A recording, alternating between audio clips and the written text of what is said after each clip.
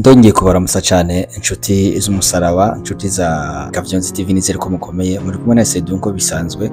Uyu munsi ari inkuru tugiye kurabira hamwe, inkuru nziza cyane iryoshe, ariko mbere ko tuyitangura banza urabe ko wakoze subscribe, ukanda wanditse sabone cyangwa se subscribe bivana n'ururimi urukoresha muri telefone yawe, kugira ngo wamara kwakanda uje ufyonda wanditse hari notification twose twugurure kugira ngo ntwashaka ikiganiro uzobe mu bambere ushobora kubona ikiganiro kimaze kwashikaho. Mu gasagara gato kitwa Idede haba mu mwana mutoya cyane yitwa Kamsi. Uyu mwana yava mu muryango ukenye cyane bitewe n'ubukene bwiwe. Uyu mwana yarasuzugurwa cyane bikabije, agakubitwa n'abandi bana bigana kubera yari umukene. Ntivyamworohera na gato kurwana nabo bana kubera nawe yari ikengero bwiwe. Iminsi yose Kamsi yatonda ku ishuri muri uniforme yatabaguritse bitewe nuko se wiwe nta bushobozi yari afise bwo kumugurira umwambaro mushasha w'ishuri nk'uyu w'abandi bana, kuko yari umukene wa nyuma.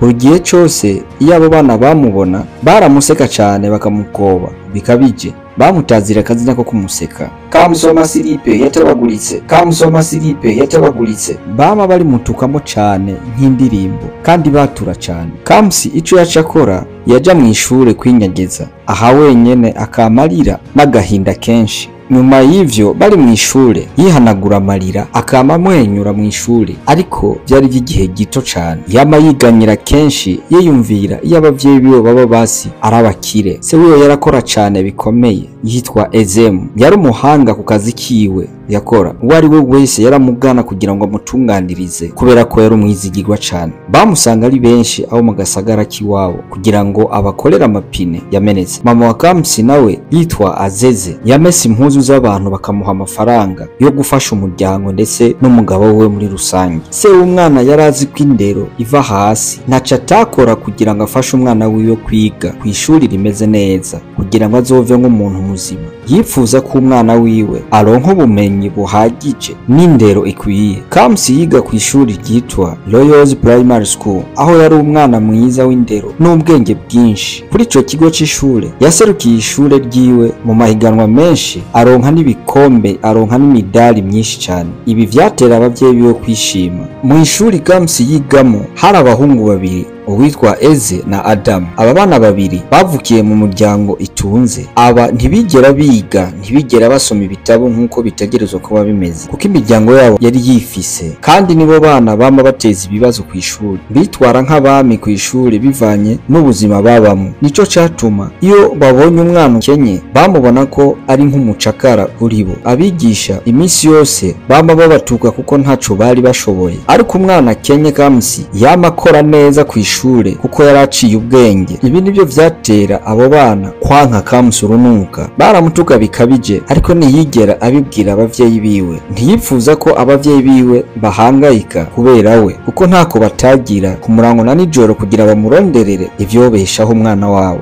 Nico catuma vyose vyamubaho abyihishamwo, akabyinyegezamo kugira ngo ntihagire umuntu n'umwe abimenya. Vyose yaravyimarira muri rusange. Uyu mwana Kamsi yaraciye ubwenge cyane. Amaze kwimurirwa mwaka wa gatandatu mu mashuri mato, aha yaronse amanota meza cyane ku rwego rw'isi. Yaronse agashimwe mu gihe abateguye amahiganwa vyabatangaje ukuntu Kamsi yigaragaje biteye ubwoba. Yatowe nk'umwe mu bana bigaragaje neza, bituma yitabira ibizamini bishobora kuzomuhindurira ubuzima. Uwabitsinda yaca ajanwa kwiga kuri kaminuza ikomeye cyane muri ico gihugu. Ibi vyatera umunezero abavyeyi biwe, ariko b'abahungu babiri Eze na Adamu byabatera umujinya umuranduranzuzi kugira ngo bamunanize ntaze yitabire ivyo bizamini. Kamsi yari afise umugenzi wiwe Mpfapfe yitwa Uce. Uyu mwana barakuranye, bakorera hamwe, byose barahuza cyane muri vyose. Umuryango wa Uce bari batunze cyane, nico catuma Eze na Adamu batamuteza ingorane nawe mu kumuturubika canke se kumutuka no kumukubita. Kamsi yizera cyane Uce kuko yamubarira byose bimwerekeye.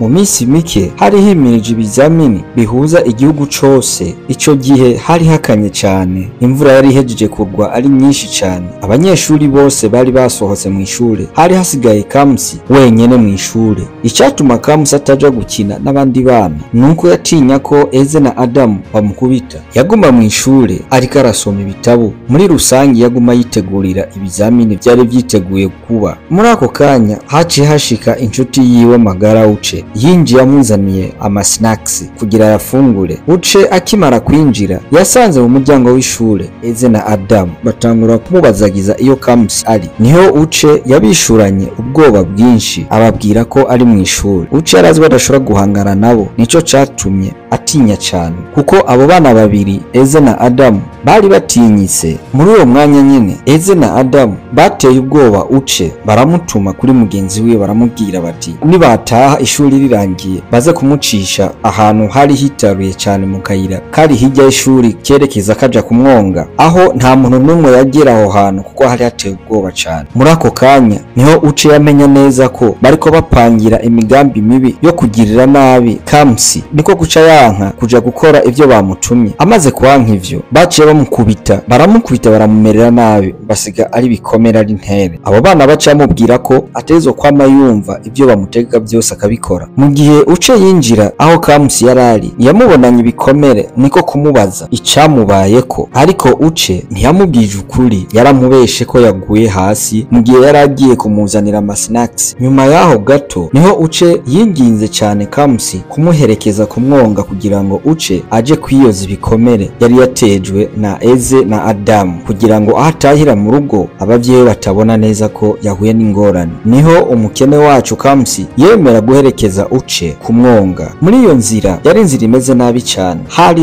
ibiziba vyinshi kubera ko imvura yari hejeje kugwa ari nyinshi. Mu gihe Kamsi na Uce bari bamaze gushika kumwonga niho Uce yatangara abonye Eze na Adam bari babategereje. Muri ako kanya Eze na Adam baciye batangura gusumira cyane Uce na Kamsi. Niho Eze yatora ibuye rinini arikubita Uce ku mutwe. Nuko murakoze cyane gukurikirana igice ca mbere c'inkuru yacu. Turabashimiye mwe mwabaye hafi cyane. Mu gice ca kabiri tuzoraba aho uko vyagenze kose kugira ngo turabe inkuru ko twayirangiza, ama tuzotangura izindi nkuru zikurikira. Ico tubasaba ni cyakindi, kora subscribe kugira ngo inkuru ikurikira muzobashe kuzikurikirana neza. Hama murakoze cyane, mwubahwe. Ciao ciao.